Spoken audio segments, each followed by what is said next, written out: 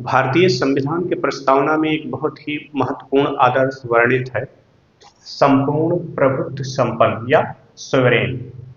हम जानेंगे इसका मतलब क्या है और ये बहुत इंपॉर्टेंट प्रश्न बनता है मुख्य परीक्षा के लिए कि क्या आज के वैश्वीकरण के इस दौर में भारत एक संपूर्ण प्रभुत्व संपन्न देश है या नहीं। आइए समझते हैं इसको कि संपूर्ण प्रभुत्व संपन्न देश होने का तात्पर्य क्या है। तो संपूर्ण प्रभुत्व संपन्न देश होने का तात्पर्य किसी ऐसे देश से है जो अपने आंतरिक व बाह्य दोनों प्रकार के निर्णय लेने के लिए स्वतंत्र हो, बिना किसी दबाव के अपने आंतरिक व बाह्य दोनों निर्णय ले सकता हो। तो हम कुछ आंतरिक और कुछ बाह्य निर्णय की बात कर लेते हैं। तो आंतरिक निर्णय,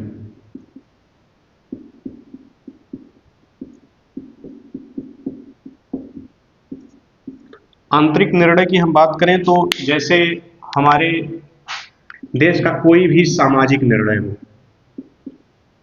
सामाजिक कोई भी आर्थिक निर्णय हो, कोई भी राजनैतिक निर्णय हो कि हमारा समाज कैसा होगा, हमारी अर्थव्यवस्था कैसी होगी, हमारी राजनीतिक व्यवस्था कैसी होगी, या धार्मिक निर्णय हो कि हमारे देश का धर्म कैसा होगा, धर्मनिरपेक्ष होगा या धार्मिक होगा। ये सब आंतरिक निर्णय कोई देश लेने में संपूर्ण रूप से स्वतंत्र हो। अब बात करते हैं बाह्य निर्णय की।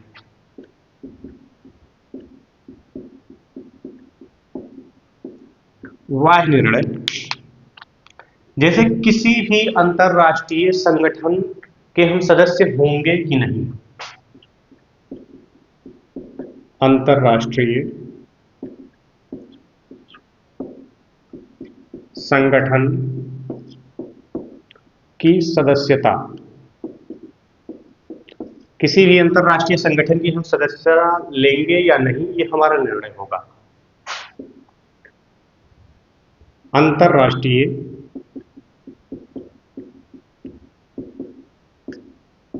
संधियों पर हस्ताक्षर, कोई भी अंतरराष्ट्रीय संधि हो उस पर हम हस्ताक्षर करें या ना करें ये हमारी मर्जी है। और कुछ बातें, मित्र व शत्रु, किसे हम मित्र मानेंगे, किस राष्ट्र को हम अपना शत्रु मानेंगे, ये हमारा निर्णय होगा। युद्ध व शांति, किसके साथ हम युद्ध करेंगे, किसके साथ हम शांति व्यवस्था बनाए रखेंगे, ये हमारा निर्णय होगा। तो ये दोनों प्रकार के निर्णय यदि कोई देश लेने में संपूर्ण रूप से स्वतंत्र है तो उसको हम कहते हैं संपूर्ण प्रभुत्व संपन्न देश। अर्थात उस देश में क्या है, संप्रभुता है, सोवेरेनिटी है, उस देश में संप्रभुता है। अब एक बहुत ही महत्वपूर्ण प्रश्न बनता है कि वैश्वीकरण या भूमंडलीयकरण के इस दौर में क्या भारत जैसे देश जिनके संविधान के प्रस्तावना में बहुत ही महत्वपूर्ण आदर्श वर्णित है संपूर्ण प्रभुत्व संपन्न, ये वास्तव में संपूर्ण प्रभुत्व संपन्न है या नहीं है। तो हम इसे भी देख लेते हैं, इसे इरेज कर देते हैं थोड़ा सा।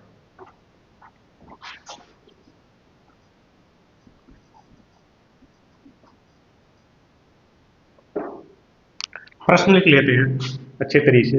क्या वैश्वीकरण के इस दौर में भारत एक संप्रभु देश है, यह प्रश्न है। तो अगर एक शब्द में कोई इसका उत्तर पूछे तो हम स्पष्ट रूप से कह सकते हैं हाँ, भारत संप्रभु देश है। भारत संप्रभु देश है। देखते हैं कैसे। पहले कुछ चीजें आती हैं कि किस चीज को देख के हमें लगता है कि हम संप्रभु नहीं है। तो पहले देखते हैं क्यों नहीं है। इसको समझ लेते हैं।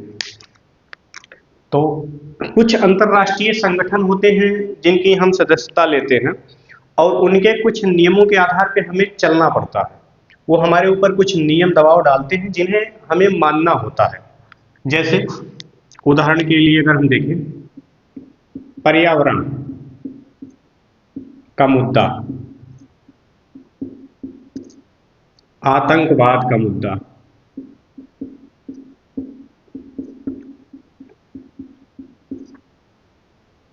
विश्व व्यापार संगठन,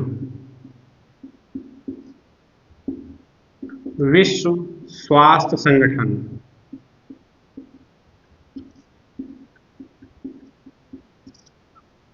अंतर्राष्ट्रीय मुद्रा कोष,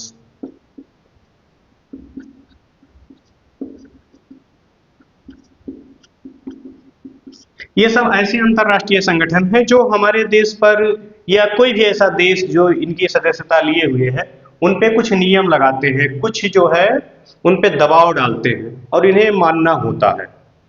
तो यही सब देख के हमें लगता है कि इन सभी संगठनों के दबाव के कारण क्या हमारी संप्रभुता भंग होती है? तो ऐसा कुछ नहीं, हम बिल्कुल स्पष्ट कह सकते हैं कि इन सभी के दबाव के कारण इन सभी का दबाव हमारी संप्रभुता पर नहीं पड़ता। क्यों? तो अब देखते हैं हम यहाँ कि क्यों है, क्यों संप्रभु हैं, क्यों संप्रभु हैं। तो हम क्यों संप्रभु हैं ये देख लेते हैं। तो एक शब्द में हम बहुत स्पष्ट रूप से कह सकते हैं कि ये सभी संगठन जो भी अंतर्राष्ट्रीय संगठन है, पर्यावरण का मुद्दा हो, आतंकवाद का मुद्दा हो, विश्व व्यापार संगठन हो, विश्व स्वास्थ्य संगठन हो, अंतर्राष्ट्रीय मुद्रा कोष हो या कोई भी अंतर्राष्ट्रीय संगठन हो, ये हमको दबाव डालते हैं या नहीं डालते हैं ये तो बात की बात है, सब पे थोड़ा बहुत दबाव पड़ता है। लेकिन एक बात यहाँ स्पष्ट होती है कि इनकी सदस्यता हम अपनी इच्छा से लिए हुए हैं, कोई जबरदस्ती नहीं है। हम जब चाहें तब इनकी सदस्यता त्याग सकते हैं और जब चाहें तब सदस्यता ले सकते हैं। तो इसीलिए हमारी संप्रभुता पर कोई भी दबाव नहीं डालते हैं या कोई भी अड़चन नहीं डालते हैं। तो हम बहुत स्पष्ट रूप से कह सकते हैं कि इनकी सदस्यता हम स्वयं अपनी इच्छा से सदस्यता लिए हुए हैं और जब चाहें तब सदस्यता त्याग सकते हैं। तो ये हमारी संप्रभुता पर कोई प्रभाव नहीं डालते हैं। तो एक शब्द में अगर हम एक वाक्य में लिखें, इनकी सदस्यता अपनी इच्छा अनुसार लिया गया है, दबाव पूर्वक नहीं, इसीलिए हम क्या हैं? संप्रभु हैं। तो बहुत महत्वपूर्ण प्रश्न ये आता है मुख्य परीक्षा के लिए 150 शब्दों में या 250 शब्दों में लिखने के लिए।